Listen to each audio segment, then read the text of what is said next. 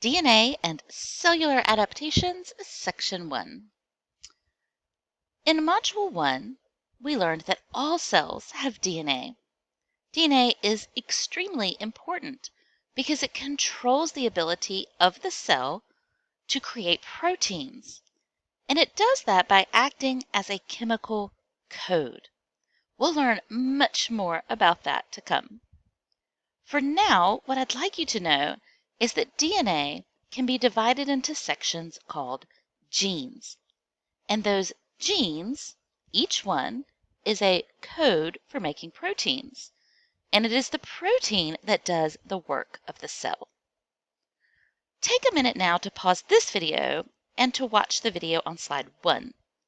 After you've watched that short video to introduce DNA and cellular adaptations, type in 2 questions that you had as you watched the video. Then come back here. Now that you've thought of some questions based on the video, here are 2 additional questions. Pick one to consider. The first is, how do cells get their DNA? Where did it come from? And the second is, if I were to take a liver cell from you and a heart cell from you, very different cells, they look different, they do different things, would they have the same DNA? What if I took a liver cell from you, but a heart cell from someone else? Would those 2 cells have the same DNA? Think about it. Pause the video if you need to. And now let's look at the answers.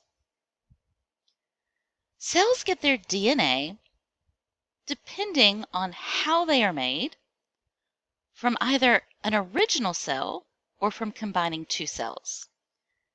New cells that are made asexually get their DNA by making a copy of the DNA in the original cell before that cell splits into 2 and each cell gets a copy. Cells that are produced sexually get their DNA by combining DNA from 2 parents. Each parent contributes half. So the answer really depends on how the cell was produced. Cells have a third way of getting new DNA, and that is by taking it in from the environment. Bacteria cells can ingest new DNA from the environment. Viruses leave behind DNA after they've infected a cell. The next question was, do all cells have the same DNA? If they're from the same individual, yes, they do. Even though those cells look very different and do very different things, their DNA is the same. The difference is the genes that they use. If the cells are from different individuals, even if they're the same species, like humans, we would find differences in the sequence of their DNA. But the more closely related you are to someone, the more similar your DNA will be. So what exactly is DNA? Well, as we saw in the last module, DNA is a chemical. DNA's shape is commonly called a double helix. It's a large chemical, a macromolecule. And, as we learned in the last module, that means it's made of smaller chemicals that repeat and are bonded together. The repeating subunit or monomer for a nucleic acid is called a nucleotide. And here we have a nucleotide boxed in.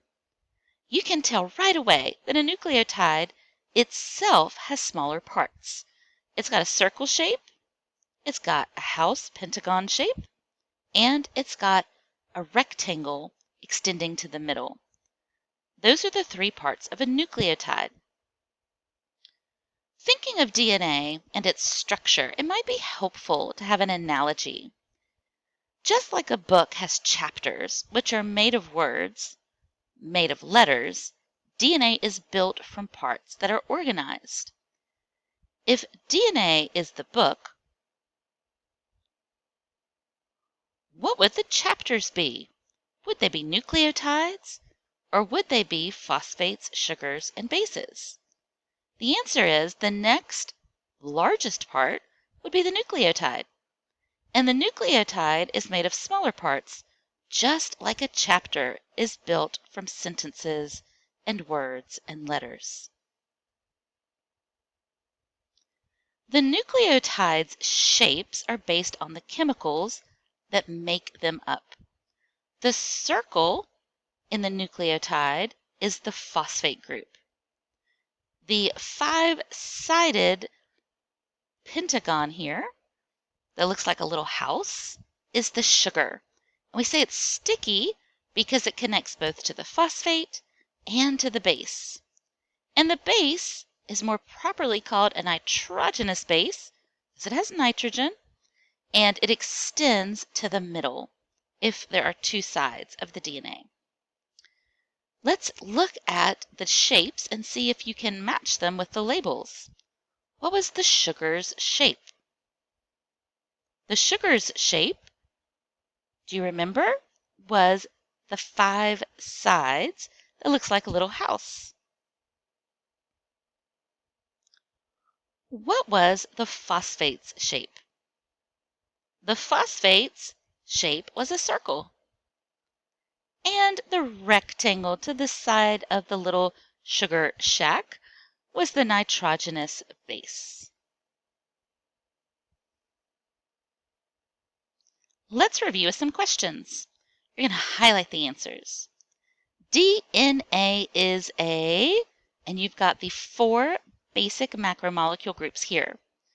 One giveaway is the Na. See, DNA stands for deoxyribonucleic acid. So right there in its name, it tells you it is a nucleic acid. So if you will grab the highlighter, I'm going to highlight nucleic acid, go to highlight color, and I'm going to highlight that like so to show that's the answer. What are the monomers or subunits of DNA? What is DNA made of?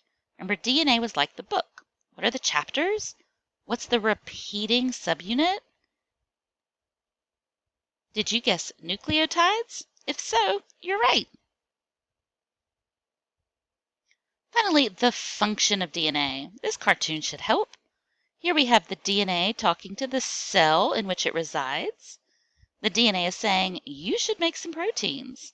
And the cell is responding, I think I'll make some proteins.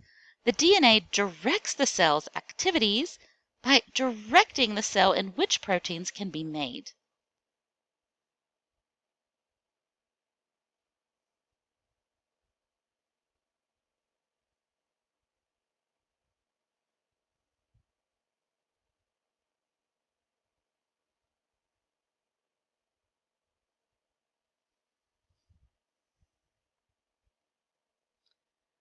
Here we have some additional questions to really break down what we've talked about. You can click here for help answering those questions, and you can look at this diagram. What does DNA stand for? The answer is right here at the top. DNA stands for deoxyribonucleic acid. How many nucleotides are connected to make the DNA molecule that you see in this diagram? A single nucleotide is squared in here at the bottom. The phosphate, the sugar, and the base. So let's count that unit. If we were to move up, we have, this was 1, we would have 2, 3, 4, 5, 6, but then go to the other side and you'll find more nucleotides. 7, 8, 9, 10, 11, and 12. What does the P stand for? So we see a little P here, this circle that repeats and repeats, and here is the label showing us that the P stands for phosphate. What does the S stand for? The S in this diagram, which also repeats, and we see the label showing us the S stands for sugar. What are the A, T, C, and G's? We see those here in the middle. And if you look down at the very bottom, An arrow pointing to each of those tells you that these are bases. What is the name of the sugar? What is the name of this S? Its specific name. Look up here at the top right, and it tells you the sugar is deoxyribose. Ending in an OSE is a giveaway. It's a sugar. What kind of glue or bonds hold together the bases?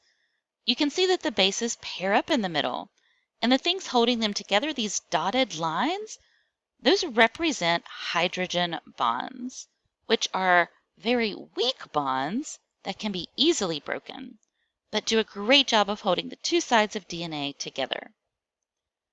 But what kind of glue or bonds holds the phosphates and sugars together? Those are on the sides or backbones of DNA. And we can see here this label showing us by arrows pointing to these very solid lines because they're much stronger bonds.